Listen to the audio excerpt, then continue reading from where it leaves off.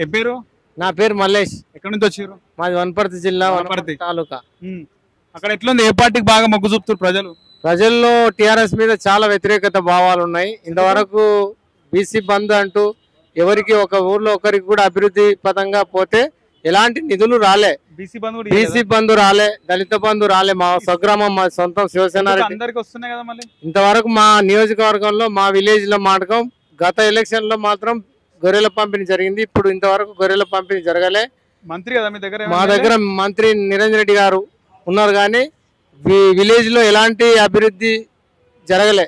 నిరుద్యోగ వృత్తి అని ఇంతవరకు నిరుద్యోగ వృత్తి రాలే.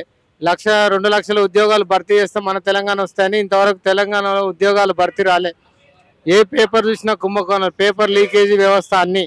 అలాగే ఈ మా ఊర్లో మా ఊర్లో కూడా ఎస్పీసీఎల్ గ్యాస్ కూడా వెళ్ళిపోయింది. మా ఊర్లో అభివృద్ధి పరమైన విలేజ్ లో, పంటలు పండే విలేజ్ లో ఎస్పీసీఎల్ సంస్థ ఎన్నో కోట్లు అధికారులను అడ్డం పెట్టుకుని, వ్యవస్థను అడ్డం పెట్టుకుని ఎన్నో కోట్ల విలువైన భూములు మార్కెటింగ్ లేకుండా ఎస్పీసీఎల్ అనే సంస్థ గ్యాస్ పోవడానికి ప్రధాన కారణం మా మంత్రి నిరంజన్ రెడ్డి గారని మాకు స్పష్టంగా అనిపిస్తుంది. అవినీతికి పెద్ద కుంభకోణంగా భూ కబ్జాలు, వ్యవహారాలు, ఎవరైనా ఎదురు తిరిగితే వారిని పోలీస్ కేసుల్లో ఇరికేయడం ఇలా జరుగుతుంది. మా ఊర్లో ఇంతవరకు మా గ్రామానికి సొంతంగా కూడా ఎలాంటి అభివృద్ధి పథకాలు రాలే. మొత్తం మీద మా గ్రామంలో మినిమం 100 మంది కుటుంబాలు ఉన్నారు. ఎవరు? ఎస్సీ అంటే దళిత బంధు. ఇంతవరకు ఎలాంటి ఒక లబ్ధిదారుని కూడా దళిత బంధు అందలే. మా ఊరి పరిధిలోనే ఒక 400-500 డబుల్ బెడ్రూమ్ ఇల్లు నిర్మించారు, కానీ మా ఊరిలోని వ్యక్తులకు ఒక 20 నుంచి 30 వేలు ఇండ్లు కూడా రాలే. అంటే మంత్రి నిరంజన్ రెడ్డి అనుచరులకు, మంత్రి గారికి కొమ్ము కాసే వ్యక్తులకు కాంట్రాక్ట్ వ్యవస్థ కానీ, వారికి ఉద్యోగాల వ్యవస్థలు కానీ, మార్కెట్ యార్డ్లో కానీ, ప్రతి సంస్థలు కానీ వాళ్ళకు కేటాయించడం జరిగింది.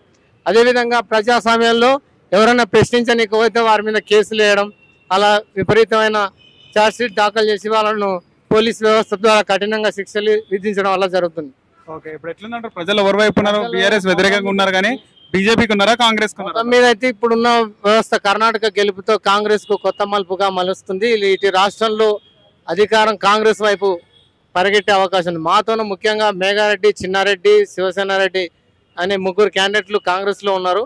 ఈ టికెట్ల డిక్లరేషన్ జరగడం వల్ల పూర్తి సమాచారం శివసేన రెడ్డిగా, మేఘారెడ్డిగా టికెట్ కన్ఫర్మేషన్ అయిందంటే వాటి ప్రజల్లో తీర్పు అనేది ఉంటుంది. యువ నాయకులకు రావాలని మేము కూడా కోరుకుంటున్నాం.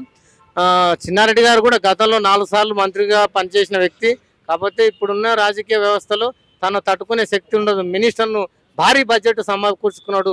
అక్రమాస్తులు, కుంభకోణాలు, పెబ్బేట్లో చూసుకుంటే తట్టుకోవాలంటే బాగా పైసలు ఖర్చు పెట్టాల్సిన వ్యవస్థ ఉంది. ఎందుకంటే మినిస్టర్ ఒక 500-600 కోట్లు ఖర్చు పెట్టి డబ్బుతో ఓటును ఖరీదు చేయాలి. మనకు ఎలాగో వ్యతిరేకత ఉంది అనేది ఆయన మైండ్ లో ఫిక్స్ అయి ఉన్నాడు. అయితే మేము కూడా స్పష్టంగా ఉన్నాం, మేము బలమైన యువ నాయకుడు అయితే రాత్రి పగలు కష్టపడతాడు అనే ఆలోచనతోనే మేము యూత్ వైపే మొగ్గు చూస్తున్నాం. కాంగ్రెస్ పార్టీ గెలవాలంటే యువ నాయకులు, కొత్త తరం నాయకునికి అవకాశం కల్పించాలని మా సంకల్పం. మా నియోజకవర్గ ఓటర్లు కూడా అలాంటి వైపే చూస్తున్నారని మేము ప్రత్యేకంగా మీకు ఇంటర్వ్యూలో చెప్పడం జరుగుతుంది. ధన్యవాదాలు.